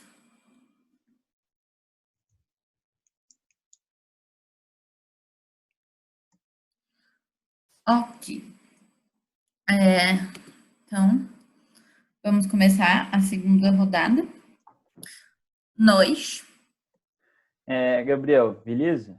Eu vou fazer uma pergunta sobre a questão que você falou sobre o indicador de sustentabilidade financeira. Eu queria mais fazer um exercício com você. Por que você acha que ele é calculado dessa forma?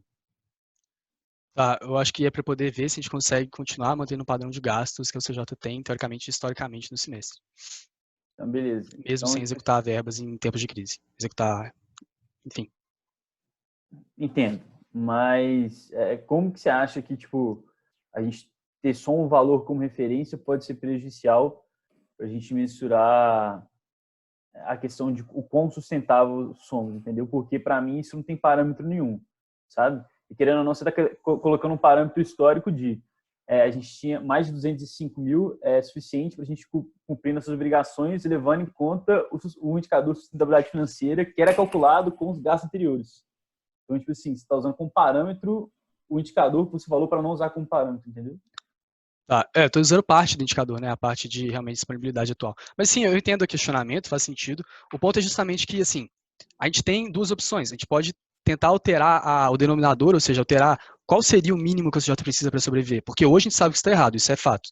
E aí, realmente, se a gente vai analisar por um mínimo que a gente vai definir antes, cada membro tem que ter R$100 por mês para sobreviver, baseado nos nossos gastos fixos. Nossos gastos fixos são nossos gastos variáveis e mais, sei lá, R$10 mil por semestre do CJ, que não tem como mudar. Se for usar isso, também acho que faz sentido. Eu optei pelo valor líquido, né, pela nossa disponibilidade atual, porque eu acho que oferece um parâmetro de comparação muito mais simples entre os anos. E também tem como a gente ver que é sustentável, justamente porque a gente, como CJ, consegue diminuir nossos gastos e no período de pandemia, a gente está sendo sustentável.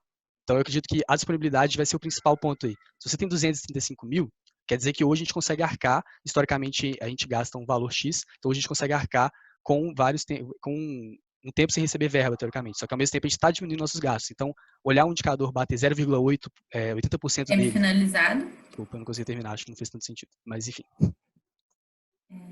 Isadora. Gabriel, eu queria te perguntar um pouco sobre o indicador de orientação que você trouxe na sua proposta. Para você, o que é, pensando em manter relacionamento institucional de valor com os stakeholders, o que é esse valor para você? Quanto ao valor, eu acho realmente que a orientação ele mensura bem o quanto dessas pessoas que a gente entrou em contato estão trazendo valor para a empresa, já que a gente está querendo agregar valor no projeto, que acredito que é o principal ponto no final das contas. Só que eu acho, o ponto principal, é que realmente a gente não analisa o quão bem a gente usa a nossa rede, sabe? A gente faz o gerenciamento dos stakeholders. Então, a gente está analisando que a gente está tendo a gente está tendo uma relação de valor com essas pessoas. Só que a gente não analisa quantas pessoas foram e como a gente está mantendo a nossa capacidade de ter relacionamento de valor com outras pessoas. Então, por exemplo, eu acredito que seja muito importante a gente ter noção de com quantos sempre os CJs a gente entrou em contato para outros fins, por exemplo, ajuda em alguma situação dentro da empresa, por exemplo, a pessoa lá que ajudou com a questão do GSC, lá da Gympass, sabe? Eu acho que são esses pontos importantes.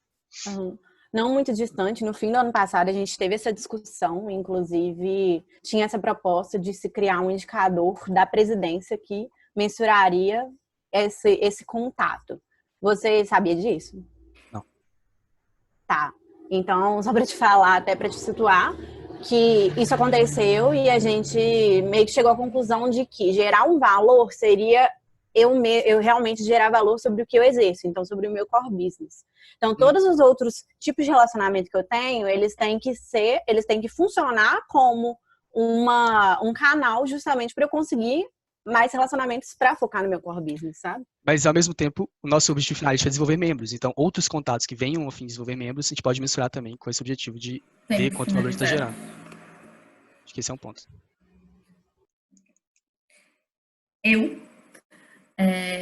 Gabriel, queria que você indicasse para mim, né, pensando que hoje a gente tem uma estrutura organizacional da UCJ que não é tão flexível assim, a gente mexe nela em poucas vezes ao longo da nossa história, mas, ao mesmo tempo, não são raras às vezes. E esse semestre foi uma delas em que a gente criou 2 cargos, o gerente de marketing e o gerente de sucesso do cliente.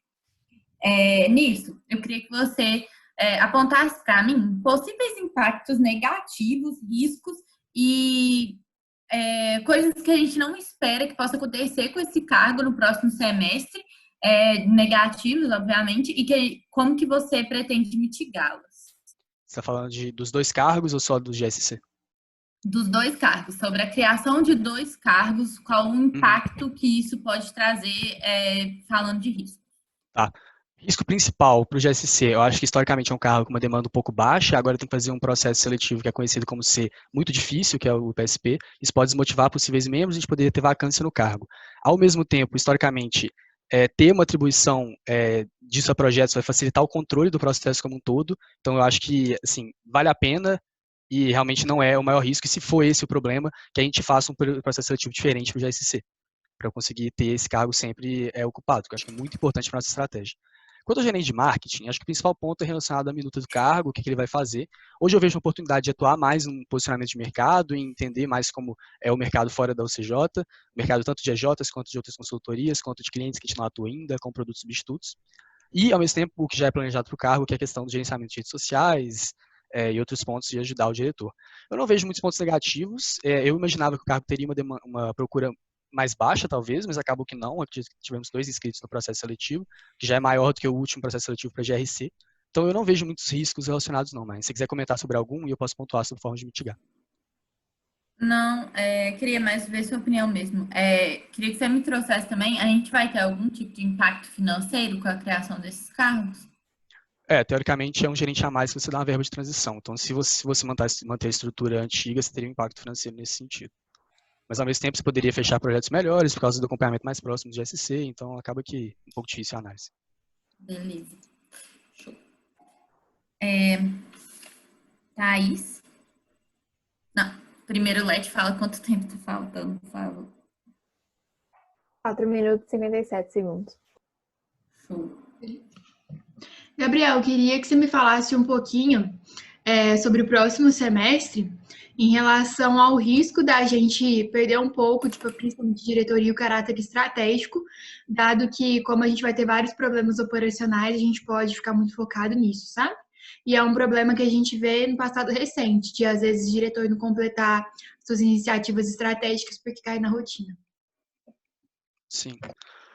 Olha, é um ponto, eu acredito que aí entra um papel do conselho realmente estar auditando esse andamento estratégico também, de estar acompanhando se realmente a gente está desfocando do nosso ponto ou não, e também de aumentar a participação dos gerentes na estratégia da empresa, o que já foi feito muito por projetos esse semestre, não sei como está sendo com as outras células exatamente, mas acredito que nesses pontos você precisa de um corpo profissional, você tem 2 saídas, além de você mesmo executar.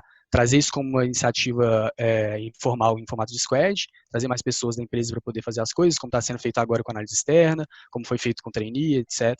Ou você atua com os gerentes atuando em cima disso, que também foi feito muito nesse semestre, acho que em todas as células, se não me engano. Acho que esses são os 2 principais pontos, e acredito que o acompanhamento próximo do conselho nesse sentido também, para verificar se a empresa está pensando de forma estratégica, está se planejando e executando, é também importante. Entendi. Mas, assim, os 2 problemas principais que você tinha levantado era a questão de fechamento de projetos e cultura, né? Você acha que esses 2 pontos podem ser, delegados para que os gerentes façam também? Entendi. Bom, o fechamento de projetos da corrente da chegada, a gente consegue delegar para a squad igual para o PUS. Questão da cultura, eu acho que também é delegável, sim, com o formato desses squads que o RH fez e poderia continuar fazendo, nesse sentido de conseguir promover uma integração maior entre os membros, principalmente. Acho que são as principais formas hoje, realmente é um desafio que a gente vai ter que atuar como diretoria para conseguir resolver. Então, eu vejo isso inicialmente, mas também acho que não são os únicos pontos que a gente deve atuar em cima, não. Beleza. Camilo?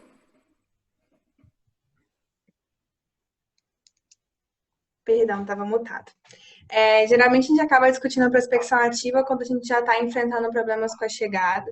E aí eu queria saber de vocês se você vê que a prospecção ativa ela é o nosso único recurso de além, ou se a gente teria outros jeitos de ter mais chegada, e se sim, quais?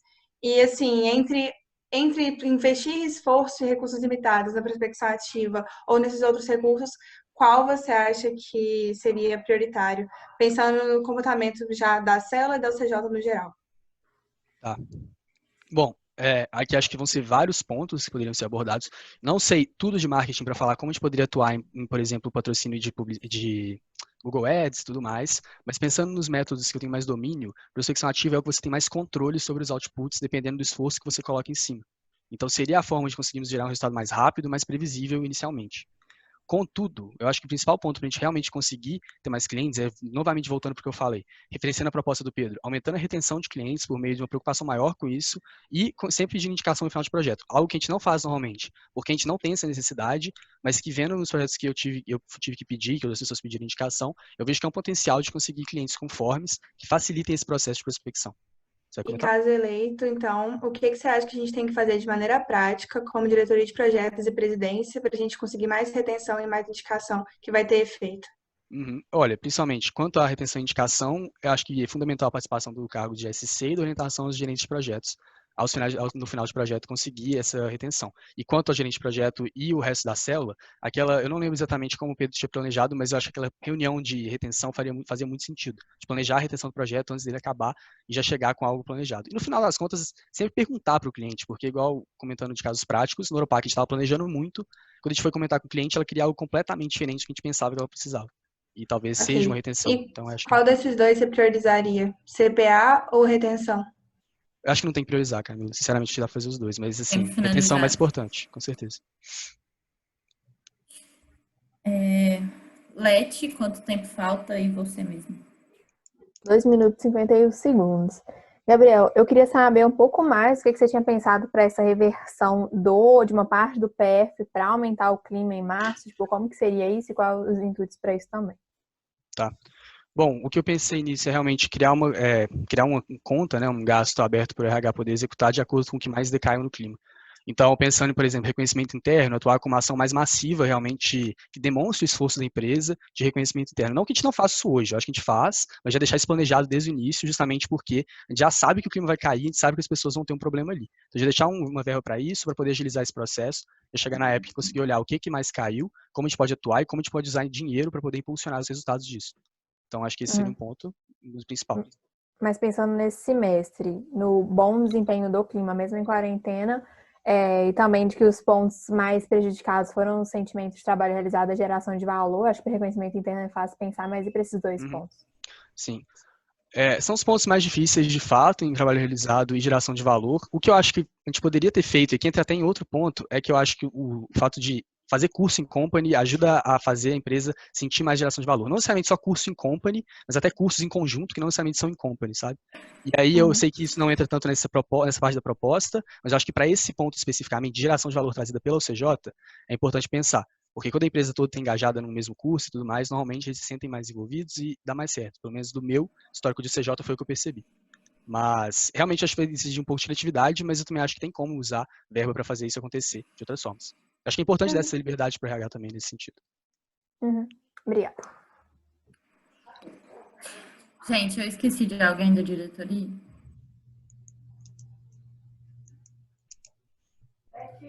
Acho que não.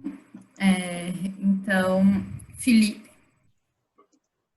Gabriel, eu queria saber a sua posição sobre projetos pro bono. Se você acha que faz sentido, a partir de que ponto faz sentido e quais são os contras de ter isso também no CJ nesse momento. Muito interessante. Bom, eu acho que faz sentido sim. Eu acho que nossa função é desenvolver membros a partir da transformação da realidade dos clientes. Se a gente tem um projeto pro bono que faça muito sentido para transformar a realidade do cliente, que a gente vai desenvolver os membros a partir dele, que é um projeto que historicamente a gente já sabe que vai gerar grande impacto, é de algum portfólio que a gente sabe que os membros normalmente se envolvem muito fazendo, que é desafiador, eu acho que faz sentido sim. Sacrificar um pouco do nosso faturamento para poder ter um projeto pro bono. Não tanto no sentido de ter responsabilidade sócio-empresarial, acho que não é nem o foco nesse ponto, mas sim de realmente desenvolver nossos consultores e executar nossa estratégia.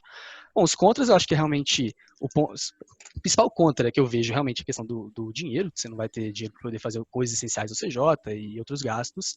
E outro contra possível, eu não sei se isso aconteceria, mas existe a chance das pessoas não se preocuparem tanto com o projeto por ele não estar sendo pago pelo cliente. Então, às vezes, não se preocupar tanto com a qualidade. Às vezes é algo que a gente leva em consideração, o fato do cliente estar pagando caro pelo projeto, isso poderia ser um problema. Mas eu acho que realmente não, isso é contornável pela equipe. Acho que o principal ponto é ser financeiro mesmo. A partir de que ponto, assim, não sei, a partir da mastigada, não sei, a partir de que ponto você consideraria como presidente ter isso como um objetivo, assim, também? Tá, objetivo não sei exatamente, mas para se considerar, acho que os principais pontos para poder analisar realmente o quanto isso vai impactar na nossa sustentabilidade financeira mesmo, então analisando os gastos essenciais, e também analisar o quão importante seria esse projeto para o CJ, em sentido de até questão de possibilidade de outros projetos que vão desenvolver, o quanto seria desenvolvedor para os membros. Os principais pontos são esses, olhar para a estratégia e para a nossa sustentabilidade. Finalizado. Acabou. Acabou o tempo total? Uhum. Nossa, que timing perfeito.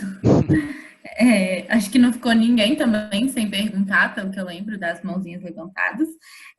Então, finalizamos aqui a sabatina do Gabriel. Palmas virtuais.